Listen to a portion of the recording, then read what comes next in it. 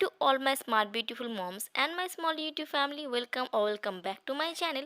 आज की रेसिपी बहुत ज़्यादा इंटरेस्टिंग और क्रिस्पी मज़ेदार होने वाली है क्योंकि इसे मैं पके हुए केले से बनाऊंगी। आपको सुनने में थोड़ा सा वियर्ड लगेगा, लेकिन जी हाँ, ये जो आप क्रिस्पी जो स्टिक आप देख रहे हो, इसे हमने पके हुए केले से बनाया है। तो चलिए जल्दी से इस वीडियो को स्टार्ट करते हैं और देखते हैं पके हुए केले को हम लोग फेंक देते हैं, उससे कैसे ये क्रिस्पी स्नैक्स बनता है। यहाँ पे मैंने लिया है 2 ओवर राइप बनाना। इस 2 पके हुए केले को हमें अच्छे से स्मैश करना है, तो इस बोल में मैं इसको डाल देती हूँ। उसके बाद इस फोक की हेल्प से मैं इसको अच्छे से स्मैश करूँगी। आप इसे ब्लेंडर में ब्लेंड कर सकते हैं, लेकिन बहुत ज़्यादा पका हुआ है तो ब्लेंडर की ज़रूरत नहीं है। आप फोक से ही इस तरह से अच्छे से स्मैश कर सकते हैं। केले को मैंने अच्छे से स्मैश कर लिया है। इस टाइम पे हम ऐड करेंगे शुगर। यहाँ पे मैं टोटल 2 टेबलस्पून शुगर ऐड कर रही हूँ। केला ऑलरेडी मीठा है, इसलिए मैंने ज़्यादा शुगर ऐड नहीं किया है। आप कम या ज़्यादा कर सकते हैं। नेक्स्ट मैं यहाँ पे ऐड कर रही हूँ एक एग, और ये तीनों चीज़ों को मैं अच्छे से ब्लेंड करूँगी, मतलब फोक के हेल्प से अच्छे से ब्लेंड करूँगी, ताकि ये अच्छे से जो शुगर है मेल्ट हो जाए और साथ में ये एग अच्छे से फॉर्म हो जाए। कुछ इस तरह से अच्छे से ब्लेंड करने के बाद मैं ऐड करूँगी मैदा। तो यहाँ पे मैं टोटल 2 कप मैदा ऐड कर रही हूँ। एग्जैक्ट क्वांटिटी का मैदा मैं एक साथ ऐड नहीं करूँगी, क्योंकि यहाँ पे मैंने 2 मीडियम साइज़ के बनाने को लिया है। 2 टेबलस्पून मैंने शुगर ऐड किया है, एक मीडियम साइज़ के एग को मैंने ऐड किया है। अगर आप ये जो केला है उसका साइज़ अगर आप बढ़ा लेते हैं या फिर आप शुगर ज़्यादा ऐड करते हैं, तो क्या होगा, इसका जो क्वांटिटी है मेल्ट होकर थोड़ा सा बढ़ सकता है। तो एग्जैक्ट जो मैंने मैदा ऐड किया है वही आपको एग्जैक्ट सेम क्वांटिटी में मैदा ऐड करना पड़ेगा, ऐसा नहीं है। आप ये जो डो है आपको ये रोटी की तरह बनाना है, तो उस हिसाब से आप यहाँ पे मैदा ऐड करें। तो फर्स्ट मैंने 2 कप मैदा ऐड किया। अभी मैं और हाफ कप जितना मैदा मैं यहाँ पे ऐड कर रही हूँ, और अभी इसे हमें एकदम रोटी की तरह एक डो को बनाना है।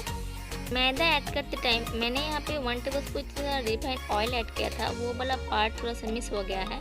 आप देख सकते हो एकदम मैंने रोटी की डो की तरह इसको बना लिया है, और उसके बाद इसे हमें इस तरह से दोनों पार्ट में डिवाइड करना है और इसको एक रोटी की शेप में बेल लेना है। तो इस तरह से मैं थोड़ा सा मैदा देकर इसको एकदम रोटी की तरह बेल लूँगी, लेकिन ज़्यादा पतला रोटी हमें इसे नहीं बनाना है। इस तरह से एकदम मोटा मैंने रखा है, आप देख सकते हो, और इसे हमें इस तरह से काट लेना है। इसे लंबे साइज में काटने के बाद दोनों हाथ के बीच में रख के इस तरह से थोड़ा सा हम राउंड शेप दे देंगे। इसका जो शेप है और भी अच्छा हो जाएगा। तो इसी तरह से हम बाकी बनाना स्टिक को बना लेते हैं। आप मन चाहे कोई भी शेप दे सकते हैं, छोटा शेप दे सकते हैं, स्क्वायर शेप दे सकते हैं। मैंने इस तरह से बनाया है इसको। तो इसी तरह से मैंने सारे बनाना स्टिक को बना लिया है। थोड़ा सा मैंने मैदा दे के रखा है ताकि ये एक दूसरे से चिपके ना। तो चलिए फ्राई करते हैं। एक कढ़ाई लेके इसमें मैं रिफाइंड ऑयल देकर पहले से गर्म होने के लिए रख दिया था, और आप देख सकते हो ऑयल थोड़ा सा गर्म हुआ है। हमें एक साथ में ज़्यादा ऑयल को गर्म नहीं करना है, नहीं तो ये एकदम ही एक साथ ही कलर बहुत ज़्यादा ब्राउन हो जाएगा और ये अंदर तक अच्छे से नहीं पकेगा। तो आप देख सकते हो जब मैं एक एक करके इसको ऐड कर रही हूँ, तो बहुत ही थोड़े थोड़े हल्के हल्के आँच में ये आपका जो है पकना स्टार्ट हुआ है। तो इसी तरह से आपको ऑयल को गर्म करना है, ज़्यादा गर्म नहीं करना है। तो एक एक करके मैंने सभी जितना एक साथ में आ सकता है मैंने दे दिया है। लो मीडियम आंच पे इसे हमें फ्राई होने के लिए छोड़ देना है। देख सकते हो ये अच्छे से फ्राई होना स्टार्ट हो गया है, और धीरे धीरे इसका कलर भी चेंज हो रहा है। एक साइड से ये थोड़ा सा पक गया है, तो मैं इस तरह से 1-2 करके सारे जो है पलट दूँगी। जब तक ये लाइट ब्राउन कलर का नहीं हो जाता है, तब तक इसे हमें इसी तरह से पलट के फ्राई करना है। तो इस टाइम पे आप देख सकते हो इसका जो कलर है थोड़ा सा लाइट ब्राउन हो गया है, लेकिन हमें इसे और थोड़ी देर तक पकाना है। तो इस टाइम पे आप देख सकते हो इसका जो कलर है बहुत ही खूबसूरत सा आया है, और ये सभी अच्छे से फ्राई हो चुके हैं। तो इस टाइम पे हम इसे निकाल लेते हैं। इसी तरह से हम बाकी बचे हुए स्टिक को भी फ्राई कर लेंगे। तो मैंने इसे एक सर्विंग प्लेट में निकाल लिया है, और इसे डेकोरेट करने के लिए मैं ऊपर से शुगर पाउडर को छन्नी की हेल्प से डस्ट कर रही हूँ।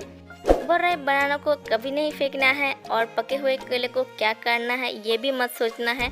जल्दी से ये रेसिपी बनाना है। अगर घर पे पके हुए केले हैं और ये क्रिस्पी स्नैक बच्चे बड़े सब पसंद करते हैं। तो जल्दी से इस रेसिपी को बनाकर कैसा बना है वो कमेंट करके मुझे ज़रूर बताएं। और इस वीडियो को आपको अगर थोड़ा सा भी अच्छा लगा है तो प्लीज़ वीडियो को अभी एक लाइक कर दें। अगर आप मेरे चैनल पर नए हैं तो मेरे चैनल के आप दूसरे वीडियोस भी चेक कर सकते हैं।